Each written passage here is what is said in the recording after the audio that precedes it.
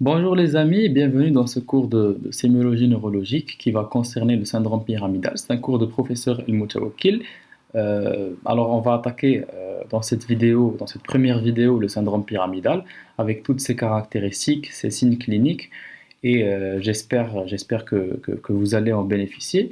Donc comme vous le savez tous, la sémiologie neurologique c'est une sémio qui est relativement difficile mais qui devient plutôt facile si on essaye de comprendre euh, l'origine de la chose et les mécanismes par lesquels surviennent les signes cliniques.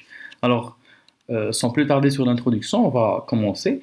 Alors, pour définir le syndrome pyramidal, la définition est très très simple. Le syndrome pyramidal est tout simplement l'ensemble des signes cliniques, des symptômes qui résultent de l'atteinte, quel que soit le niveau, qui résultent de l'atteinte à, à quelque niveau que ce soit de la voie corticospinale. La voie corticospinale, c'est le faisceau pyramidal.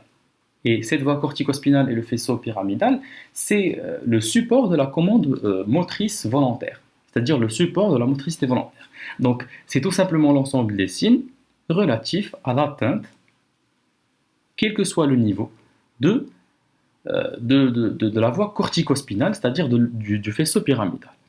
Donc, après la définition, on va voir un petit rappel anatomique parce que c'est très très intéressant et c'est très important pour comprendre surtout l'anatomie topographique et l'anatomie topographique du syndrome pyramidal. Alors, comme on sait tous, voilà, la motricité volontaire, elle met en action deux types de motoneurones. Le premier motoneurone qui est situé dans le cortex, qui est situé dans le cortex cérébral, dans les aires motrices, et plus précisément, c'est des cellules pyramidales qu'on appelle des cellules de Betz, qui sont situées dans la couche 5 de la circonvolution frontale ascendante, ou l'aire 4 de Brodmann, qui est une aire bien sûr motrice. Alors, voilà, voilà la frontale ascendante, où, où sont situées les cellules pyramidales de Betz. Alors là, c'est l'homonculus moteur. Alors c'est quoi l'homonculus moteur? C'est simple. L'homonculus moteur, c'est une représentation plutôt schématique qui met en évidence ou qui, qui, qui, euh, qui constitue bien sûr un schéma qui veut dire que chaque partie du cortex moteur est responsable d'une partie du corps. Par exemple, on a par exemple la main, elle occupe une grande partie du cortex moteur. Ceci veut dire que la main, elle a beaucoup, par exemple, beaucoup plus de neurones qui sont responsables de sa motricité que le pied ou la jambe, par exemple. Donc voilà, on passe. Voilà ici une représentation schématique du cortex moteur. Si on prend une coupe transversale et on schématise chaque zone et la partie dont elle est responsable du corps humain, on va avoir la main qui occupe la plus grande partie. Voilà la trajectoire des fibres issues des cellules pyramidales. Bien sûr, le faisceau pyramidal, il commence dans le cortex moteur. Vous voyez à droite sur le schéma, il commence dans l'aire 4, dans les cellules pyramidales de Betz. Puis il va vers le centre ovale, qui est une substance blanche sous-corticale, puis vers la capsule interne, puis il descend vers le pied du mésencéphale, puis vers le pied de la protubérance et vers les pyramides bulbaires. Alors ce qui est intéressant, c'est que dans les pyramides bulbaires, on aura une décussation de ce faisceau pyramidal. Qu'est-ce qu'on veut dire par une décussation? Alors une décussation, c'est tout simplement une division du faisceau pyramidal. Le faisceau pyramidal va se diviser en deux. Ce qu'il faut savoir, et c'est ce qui est très très intéressant, que cette décussation ou cette division du faisceau pyramidal, elle va, elle va nous aider pour déterminer la topographie du syndrome pyramidal et de déterminer est-ce que l'atteinte elle est euh, haut située, donc dans l'encéphale par exemple, ou bas située dans la moelle épinière. Ce qu'il faut savoir aussi, c'est que cette division du faisceau pyramidal, elle n'est pas égale. Qu'est-ce que je veux dire par division qui n'est pas égale? Tout simplement, le faisceau, disons que le faisceau constitue 100%, alors quand il arrive vers les pyramides bulbaires, il va se diviser. Et ce qu'il faut savoir, c'est que 90% du faisceau vont croiser la ligne médiane. Comme vous voyez ici, je n'ai pas de pointeur, je ne peux pas pointer, mais si vous voyez la division du faisceau pyramidal au niveau des pyramides bulbaires, vous allez voir que 90% du faisceau, il va croiser la ligne médiane et puis descendre. Et seulement 10% du faisceau va continuer directement sans décusser ou sans croiser la ligne médiane. Alors voilà, au niveau de la moelle épinière, le faisceau pyramidal croisé se retrouve dans le segment postérieur du cordon latéral et le faisceau direct descend le long du sillon antérieur. Alors voilà, alors ici on remarque que la voie pyramidale, non pas le faisceau pyramidal, la voie pyramidale, elle donne le faisceau cortico-nucléaire. Regardez le schéma à droite. Et la voie pyramidale, il y a deux faisceaux, le faisceau cortico-nucléaire qui est destiné euh, aux motoneurones des nerfs crâniens et le faisceau corticospinal qui va descendre le long de la moelle épinière et bien sûr donner les cellules qui est destinées vers les cellules motrices des cornes antérieures de la moelle épinière. Alors on passe, voilà un schéma qui est très très bien fait. Voilà le cortex moteur à partir duquel émanent les premières fibres du faisceau pyramidal à travers les cellules de Betz et qui vont après aller vers le bulbe et où on va avoir la décussation, la division du faisceau pyramidal et le faisceau pyramidal continuera sa route vers la moelle épinière, puis vers le muscle squelettique strié où on aura une jonction neuromusculaire. Et bien ici survient la commande motrice volontaire du muscle. Voilà un autre schéma qui est très très bien fait. Alors vous voyez ici, ce qu'il faut savoir, c'est que quand on a parlé de division, alors on a parlé de division au niveau du bulbe, on a dit que le faisceau pyramidal, il se divise au niveau du bulbe rachidien et que 90%, du faisceau, des fibres du faisceau vont croiser la ligne médiane au niveau du bulbe et 10% ne vont pas croiser au niveau du bulbe. Alors regardez-moi ces deux faisceaux, le petit a et le petit b. Disons que le petit a, il représente les 90% des fibres qui ont déjà croisé au niveau du bulbe rachidien et que le petit b, et le faisceau qui est fin, c'est les 10% qui n'ont pas croisé au niveau du bulbe rachidien. Alors ce qu'il faut savoir, c'est que les faisceaux qui ont déjà croisé au niveau du bulbe rachidien ne vont plus croiser au niveau de la moelle épinière. Et le contraire est aussi juste. Le faisceau qui n'a pas croisé au niveau du bulbe rachidien, eh bien, il va croiser au niveau de la moelle épinière. Donc, en gros, on aura tous les faisceaux qui ont déjà croisé. On aura tous les faisceaux qui ont déjà croisé. Le faisceau A déjà croisé au niveau du bulbe rachidien et ne va pas croiser au niveau de la moelle. Et le faisceau B, qui représente les 10% du faisceau pyramidal, n'a pas croisé au niveau du bulbe rachidien, mais a croisé, et il va croiser au niveau de la moelle épinière pour aller vers le côté contralatéral. Voilà une autre schématisation plus simplifiée. On voit que le petit A' et A, ce sont des cellules de Betz, c'est le cortex moteur. Ils vont se réunir dans un seul faisceau et aller vers la capsule interne. Alors, le faisceau pyramidal à côté de la capsule interne est représenté par le point C, et puis aller vers le bulbe rachidien pour se diviser. Et comme on voit ici, le faisceau numéro 1, il est plus dense et plus gros que le faisceau numéro 2. Et ceci, c'est pour montrer que 90% des fibres du faisceau pyramidal vont croiser au niveau du bulbe et seulement 10% qui ne vont pas croiser et qui vont continuer leur chemin directement.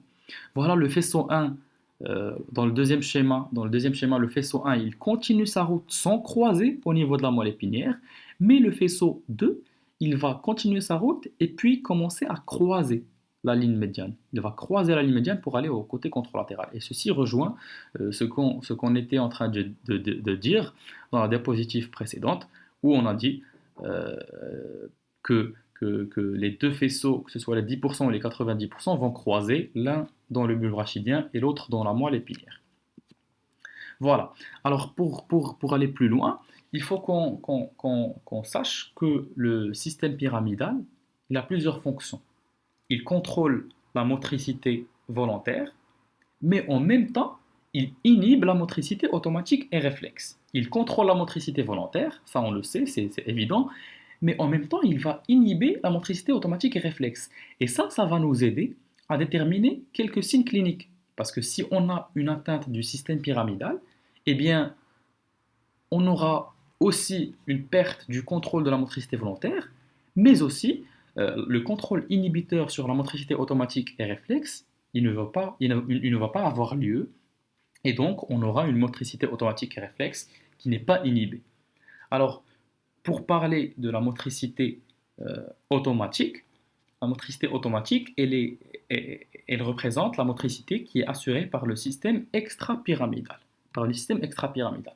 Pour donner un exemple de cette motricité automatique ou bien involontaire, on va donner un exemple, par exemple, de la marche. Alors, quand on marche, bien sûr, c'est nous qui commandons les muscles des jambes et du pied pour bien marcher, mais la marche, en totalité, elle se déroule automatiquement.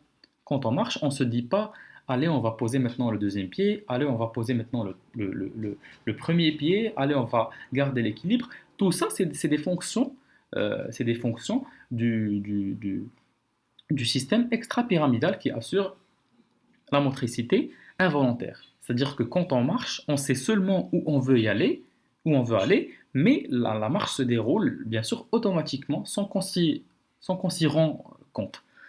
Alors ça, c'est pour la motricité automatique. Pour la motricité réflexe, c'est un automatisme qui est engendré par une stimulation externe. Par exemple, quand on a une piqûre, par exemple, alors directement on contracte notre main et on retient notre main parce que c'est l'automatisme qui est responsable de cet effet brutal, on va dire. Aussi, par exemple, si on est brûlé par du feu, alors on retire notre main vraiment très très brutalement et très très directement sans s'en rendre compte.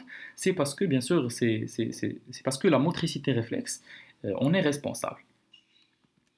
Voilà, on commence la sémiologie du syndrome pyramidal. Alors, la sémiologie du syndrome pyramidal, elle associe des signes déficitaires relatifs au déficit moteur, parce que, comme on a dit, le système pyramidal, il contrôle la motricité volontaire.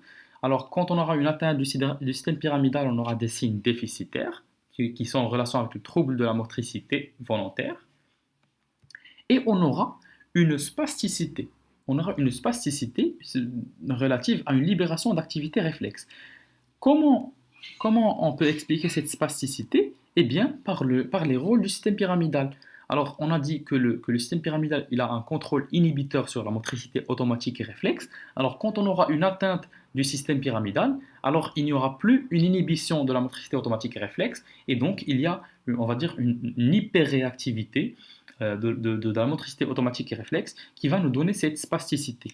Alors, pour définir la spasticité, c'est tout simplement une exagération du tonus. Une exagération du tonus relative à la libération des activités réflexes. Et pour définir le tonus, pour ceux qui veulent une petite définition du tonus, le tonus, c'est l'activité musculaire de base. C'est l'activité musculaire de base, c'est une activité musculaire réflexe qui nous permet de maintenir une certaine position ou une posture, sans autant faire un effort. Par exemple, moi ici, je suis assis sur une chaise, je ne fais pas vraiment d'effort pour garder une position assise, mais c'est ce tonus de base, qui permet à mes muscles de maintenir cette position assise. Et donc la spasticité, c'est une exagération de ce tonus. Imaginez, c'est une exagération de ce tonus relative à la libération excessive, on va dire, des activités réflexes qui sont non inhibées par la motricité volontaire. Bien sûr, ceci est relatif à une atteinte du faisceau pyramidal. Alors, cette exagération du tonus ou cette spasticité, eh bien, elle se traduit par un genre de contracture. Par un genre de contracture. Alors, on avance. Alors, je voudrais juste attirer votre attention que le syndrome pyramidal, il peut être brutal ou bien il peut être progressif. il peut être brutal, ou bien il peut être progressif. Comment on explique ceci? Eh bien, imaginez par exemple qu'on a par exemple une tumeur qui va comprimer le faisceau pyramidal. Ce n'est pas la même chose qu'un traumatisme ou bien qu'un accident vasculaire cérébral qui va nous donner une atteinte brutale, du faisceau pyramidal. Alors, ce qu'il faut savoir, c'est qu'il y a deux stades. Ce qu'il faut savoir, c'est qu'il y a deux stades au niveau de la sémiologie des signes cliniques du syndrome pyramidal. On a un stade de paralysie flasque et on a un stade de paralysie spastique. Un stade de paralysie flasque et un stade de paralysie spastique. Alors, avant d'expliquer chaque stade entre ces deux, je voudrais juste vous dire que ces deux stades, ils peuvent survenir selon un mode synchrone, c'est-à-dire en même temps, et ils peuvent survenir d'une façon décalée dans le temps. Alors, ces deux composantes, comme on a dit, ils peuvent être synchrones et ils peuvent être décalés dans le temps. Ceci dépend de l'atteinte. Si l'atteinte elle est lente et elle est progressive, comme le cas par exemple d'une tumeur comprimant la moelle, eh bien, les deux stades vont évoluer d'une façon synchrone, c'est-à-dire en même temps. Mais si on a une atteinte aiguë, par exemple une dissection de la moelle épinière suite à un traumatisme, un accident vasculaire cérébral ou autre, eh bien l'atteinte elle va être décalée dans le temps. Et on va avoir en premier lieu la paralysie flasque et puis en deuxième lieu la paralysie spastique. La paralysie flasque, c'est une sorte d'hypotonie et la paralysie spastique, c'est une sorte d'hypertonie pyramidale. On va voir après pourquoi il faut dire hypertonie pyramidale et pas juste hypertonie. Voilà, donc ici, la paralysie est spastique dès le début si le processus est plus lent. C'est-à-dire que les deux atteintes, si le processus est plus lent, comme une tumeur, les deux atteintes ne sont pas décalées dans le temps, mais surviennent d'une façon qui est synchrone. Alors, pour définir la paralysie flasque, on a déjà défini la spasticité, la paralysie spastique, c'est bien sûr, une exagération du tonus, on l'a déjà dit. Pour définir la paralysie flasque, c'est totalement le contraire. C'est une paralysie qui est sans spasticité. C'est-à-dire que, par exemple, la mobilisation passive d'un membre ou de la main, par exemple, si on veut un exemple, elle se fait facilement sans aucune résistance. Sans aucune résistance. C'est par exemple, si on veut mobiliser d'un patient qui a une paralysie flasque, eh bien, il n'y aura pas de résistance. Il n'y aura pas de résistance parce qu'il n'y a pas de spasticité. Et donc, c'est une paralysie qui est sans spasticité.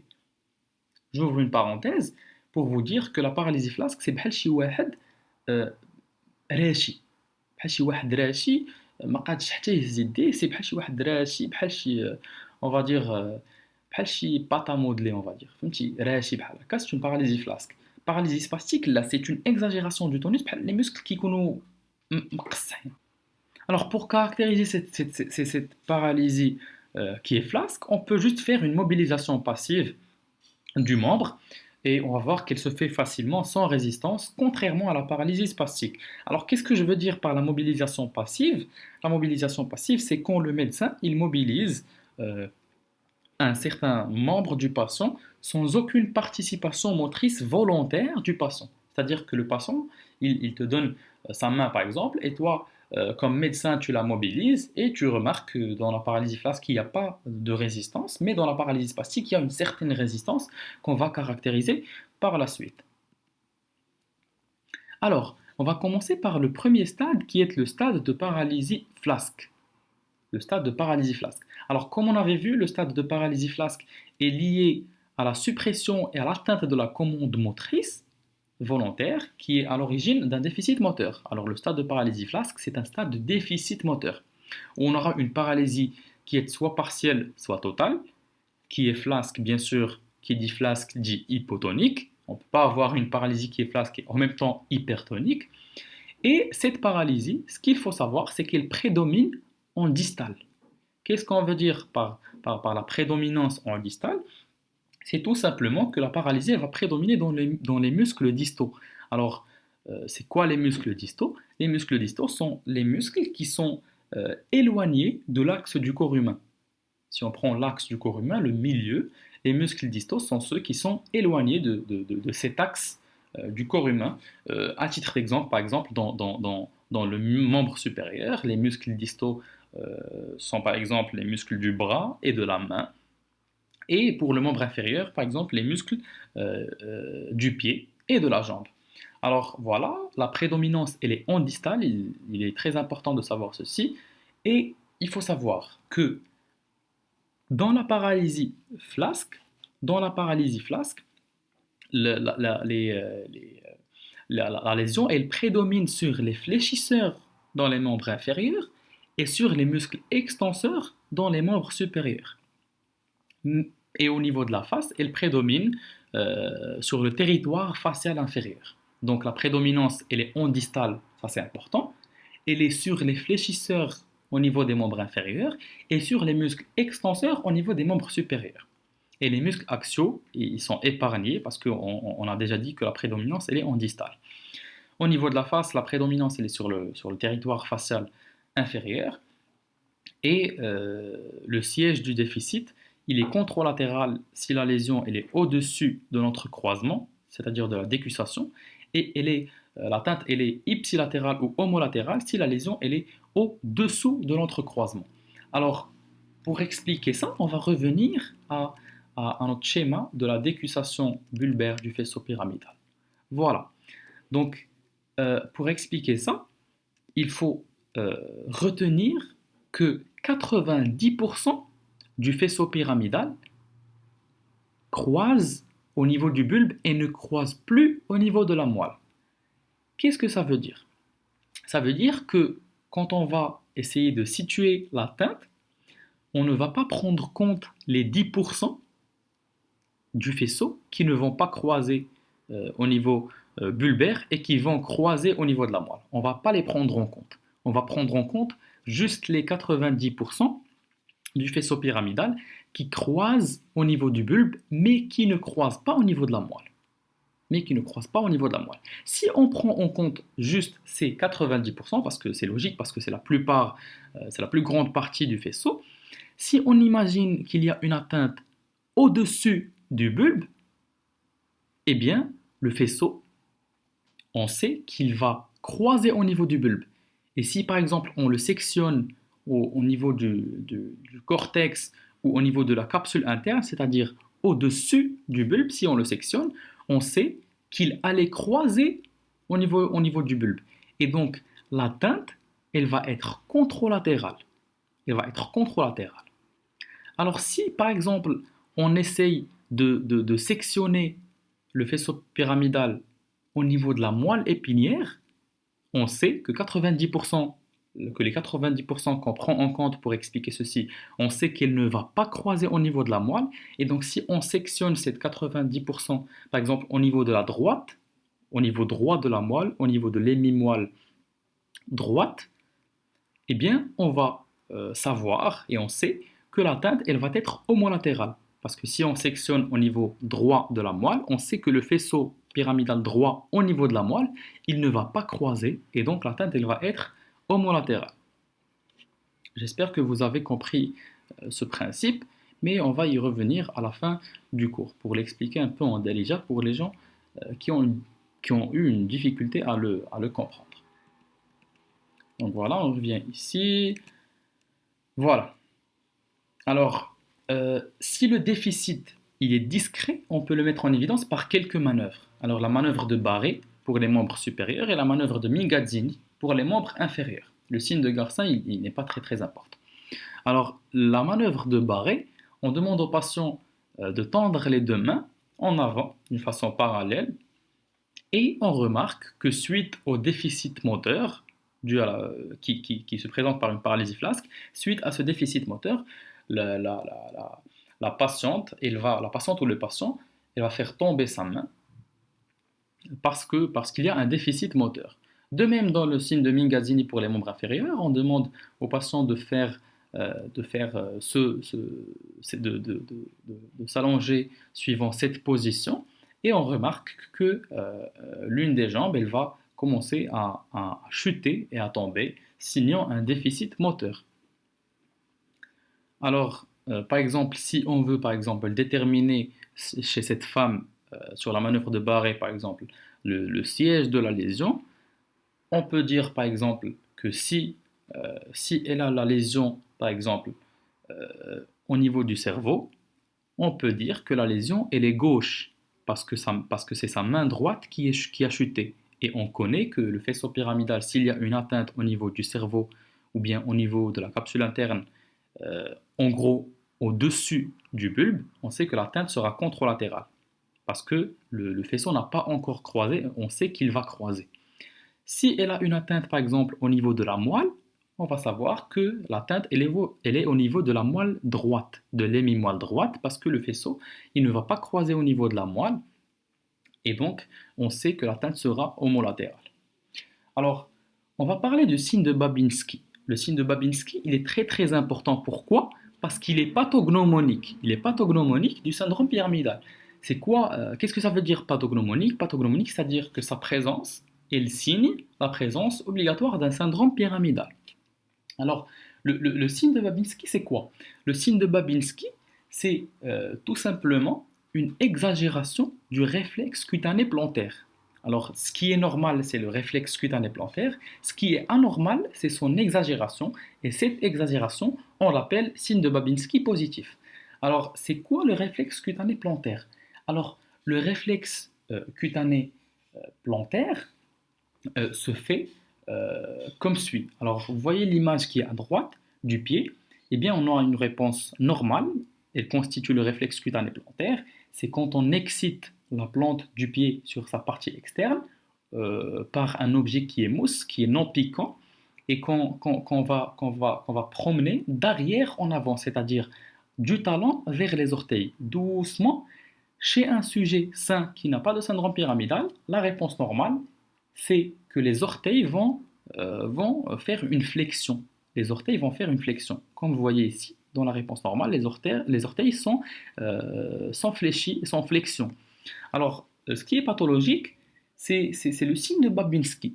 Alors, le signe de Babinski, c'est que quand on stimule de la même façon la partie externe de la plante du pied, bien sûr par une pointe mousse qu'on a dit, et pas une pointe qui est piquante, alors cette stimulation, elle ne va pas provoquer la flexion des orteils, mais elle va provoquer une extension majestueuse, une extension très très ample du gros orteil et un éventail des autres orteils, signant l'atteinte pyramidale. Alors c'est un signe pathognomonique.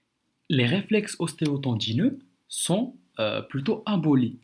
Pourquoi? Parce qu'il y a une atteinte de la motricité, il y a un déficit moteur, et donc les réflexes ostéotendineux, comme par exemple le réflexe rotulien ou le réflexe achilléen, qui à la percussion du tendon donne une extension, on va dire une contraction d'un muscle, et alors parce qu'on a un déficit moteur, il n'y aura pas de contraction de ce muscle, et donc on aura des réflexes ostéotendineux qui sont abolis.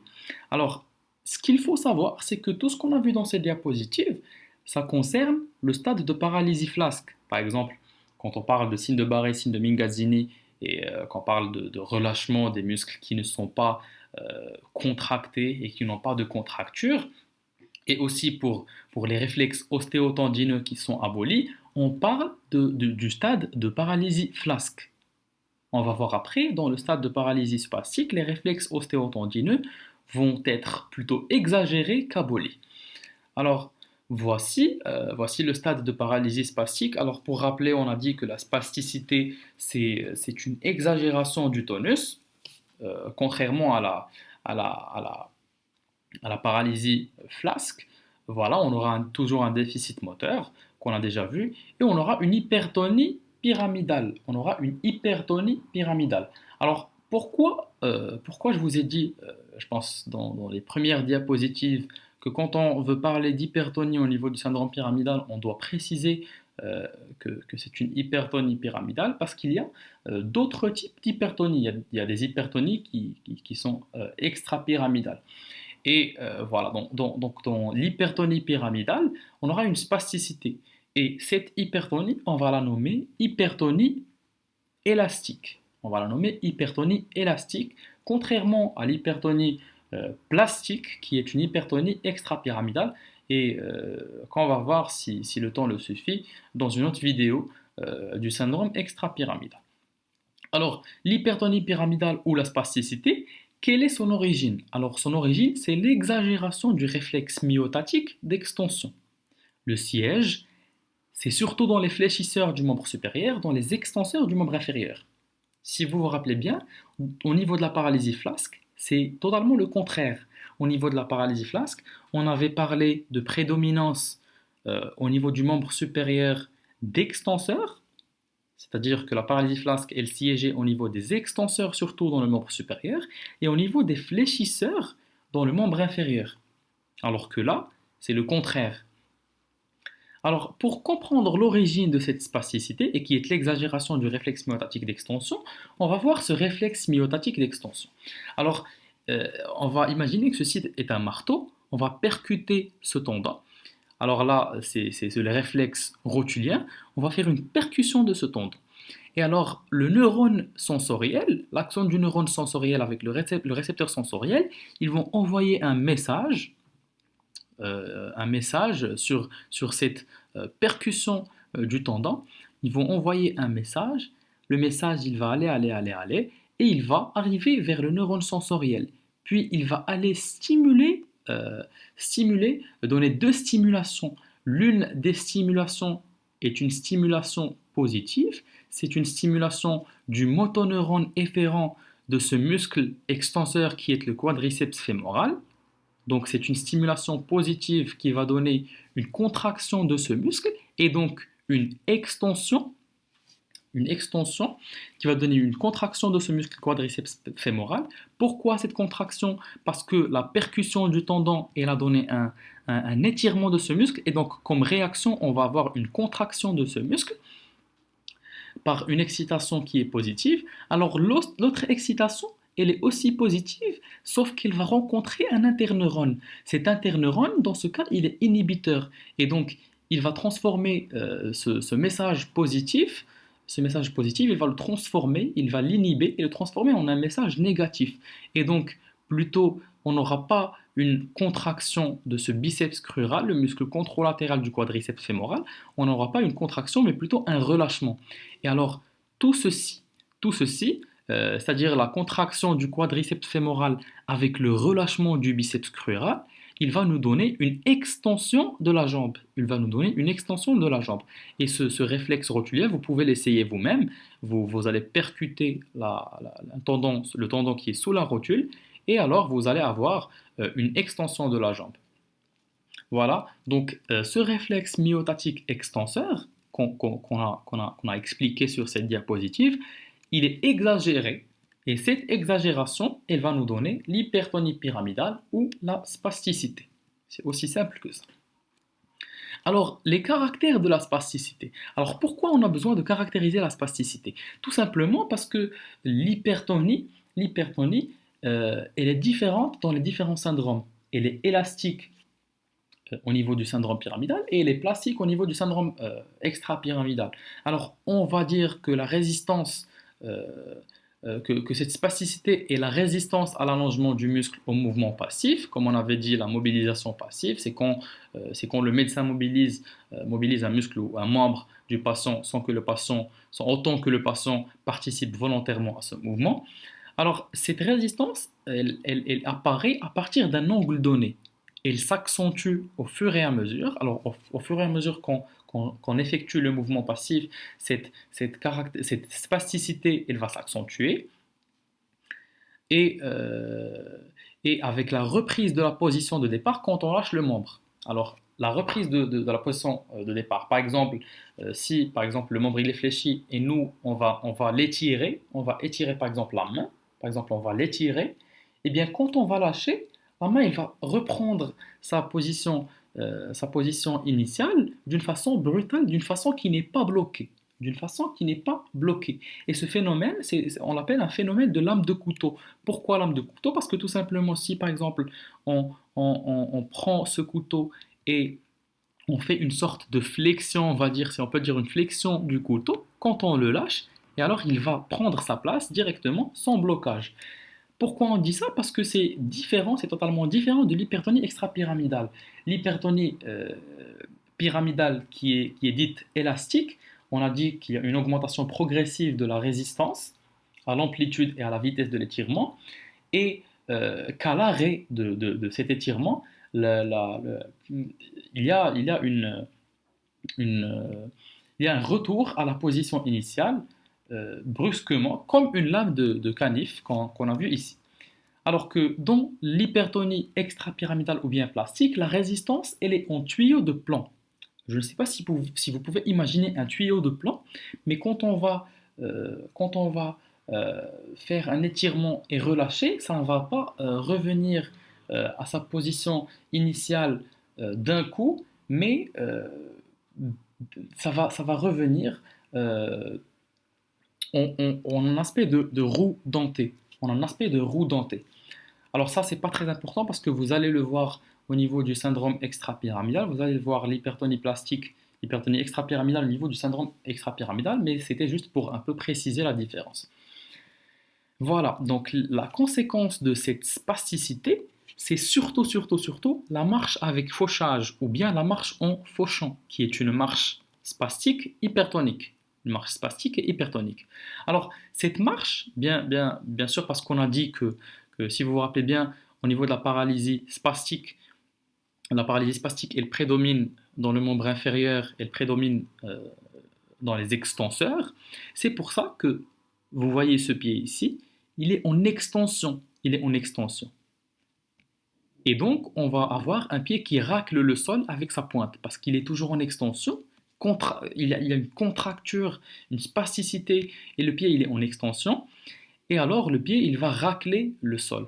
C'est là le pied ou فاش كتكون une marche en fauchant بحال le pied qui يبقى يشطب الارض. Exactement ça. Donc on aura une accentuation à la fatigue et l'effort, et des attitudes dans le membre supérieur de flexion, des attitudes dans le membre inférieur plutôt d'extension. Voilà. Donc l'hyperréactivité du réflexe myotatique d'extension.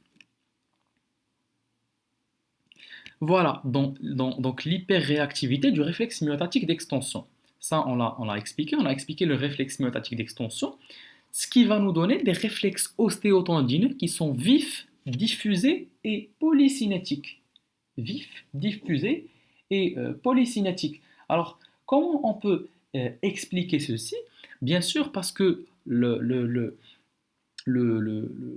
système pyramidal, on va dire, le système nerveux, il a eu le temps de compenser l'atteinte motrice et de rendre les réflexes ostéotendineux vifs, diffusés et polycinétiques. Donc, ce qu'il faut bien sûr retenir, c'est que dans la paralysie flasque, on a des réflexes ostéotendineux qui sont abolis. Mais ici, dans la paralysie spastique, on a des réflexes ostéotendineux qui sont vifs et diffusés et polycinétiques. Alors, la vivacité dans les réflexes ostéotendineux, elle désigne l'ampleur excessive de la réponse motrice. C'est-à-dire que quand on aura une extension, par exemple, comme l'exemple du réflexe rotulien qu'on a déjà vu, on aura une extension qui est vraiment excessive et très ample lorsqu'on effectue ce réflexe. Ça, c'est la vivacité. On dit que les réflexes ostéotendineux sont vifs. On dit qu'ils sont diffusés parce qu'il y a deux genres de diffusion.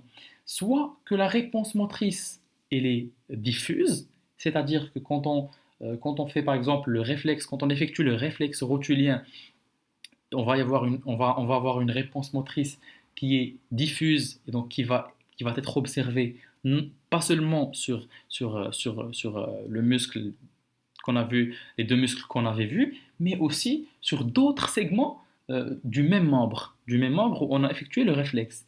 Ou bien une diffusion de la zone réflexogène, c'est-à-dire que par exemple, en cas normal, quand on percute dans le cas normal le tendon bien sûr, pour effectuer le réflexe rotulien, quand on le percute, on va avoir une réponse. Mais quand il y a une diffusion de la zone réflexogène, eh bien, on peut, par exemple, obtenir une réponse après percussion même de la crête tibiale pour le réflexe rotulien. Et donc, même si on percute des zones qui sont un peu éloignées, on va avoir le même effet parce qu'il y a une diffusion de la zone réflexogène, c'est-à-dire la zone où on va percuter et le réflexe va avoir lieu. Les réflexes ostéotendineux sont dits aussi polycinétiques, c'est-à-dire que avec une seule stimulation, une seule percussion, on va avoir plusieurs réponses motrices qui vont se succéder. Plusieurs réponses motrices qui vont se succéder. Et ces réponses motrices qui vont se succéder, ils vont entraîner un clonus qui est inépuisable de la rotule ou du pied. Et ce clonus, du pied par exemple, est appelé les trépidations épileptoïdes. Alors on peut peut-être après voir une vidéo des trépidations épileptoïdes, mais en tout cas les trépidations euh, épileptoïdes ou le clonus du pied, c'est des secousses musculaires régulières quand le muscle est maintenu sous tension constante. Par exemple, lors de la dorsiflexion brusque et forcée du pied, cette dorsiflexion quand on aura un syndrome pyramidal, cette dorsiflexion, elle va provoquer des mouvements rythmiques de flexion-extension. Flexion rapide, extension rapide, flexion rapide, extension rapide. Ces mouvements qui sont rythmiques de flexion-extension sont appelés trépidations épileptoïdes du pied ou bien clonus. Alors le signe de Hoffman n'est pas très très important. Il faut aussi préciser que les réflexes cutanés, vous pouvez les rechercher sur internet, le palico-mentonnier, les réflexes cutanéo-abdominaux, ils sont abolis. Le signe de Babinski il est toujours positif comme dans la paralysie flasque. Alors, on a aussi des seins toniques qui sont des renforcements toniques lors de la mise de tension sous tension du membre atteint, ça c'est évident. Et on aura des seins cinésies aussi. Les seins cinésies, ils ne sont pas caractéristiques seulement du syndrome pyramidal, mais on doit aussi les savoir. Les seins cinésies sont des mouvements involontaires en cas d'effort sur le membre atteint. Ce sont surtout des mouvements surajoutés qui parasitent le mouvement volontaire. Alors voilà, les réflexes ostéotendineux. Ici, c'est le réflexe plutôt rotulien, je pense. Voilà, ça c'est le réflexe achilléen du tendon d'Achille. Voilà, on arrive au diagnostic différentiel. Alors le diagnostic différentiel, il se fait avec le syndrome neurogène périphérique parce que lui aussi a un déficit flasque, mais en permanence, qui le différencie au syndrome pyramidal où on a un déficit en premier lieu flasque et puis spastique. Avec le syndrome extrapyramidal où on a aussi une hypertonie, mais on a vu la différence entre hypertonie au niveau du syndrome extrapyramidal qui est appelé plastique et hypertonie au niveau du syndrome pyramidal qui est appelé spastique. Alors que dans le syndrome extrapyramidal, la force motrice elle est normale, contrairement au déficit moteur qu'on retrouve dans le syndrome pyramidal. Alors, les réflexes vifs isolément, constituent aussi un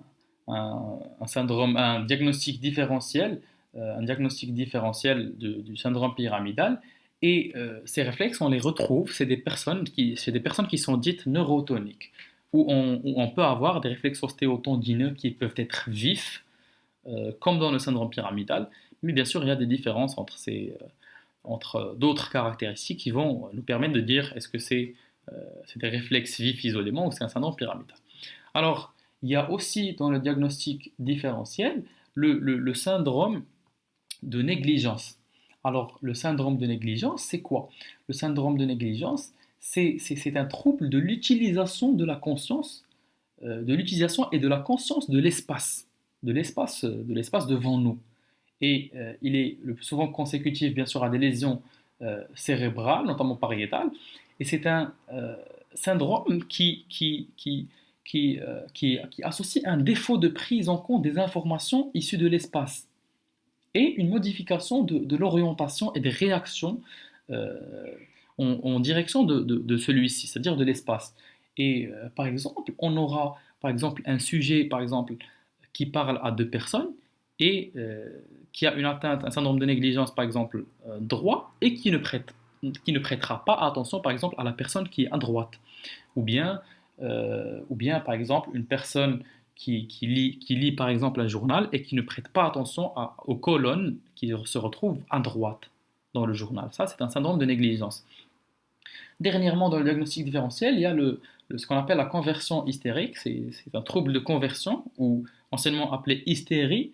Et c'est généralement, sans trop s'attarder sur ça, c'est pas très important, c'est une condition durant laquelle le patient présente des symptômes neurologiques sans autant avoir des lésions organiques, sans pour autant avoir des lésions organiques du système nerveux.